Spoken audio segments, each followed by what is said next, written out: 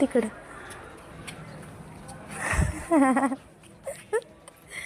कसं आहे. नमस्कार माझ्या सुंदर अशा मैत्रिणींनो.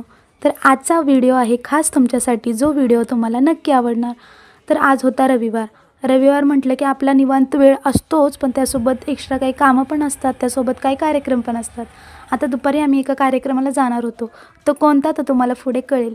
त्यामुळे सकाळी मी घरात काय नाश्ता बनवला नाही. सकाळी उठले, घर क्लीन वगैरे केलं, मुलांना घेऊन हॉटेलमध्ये गेले. तिथे त्यांना मी एक व्हेज थाळी घेतली, जी दोघांनी शेअर केली. कारण बाहेरचं खाणं जरी झालं तरी आम्ही पिझ्झा बर्गर वगैरे असलं काय आम्ही खात नाही.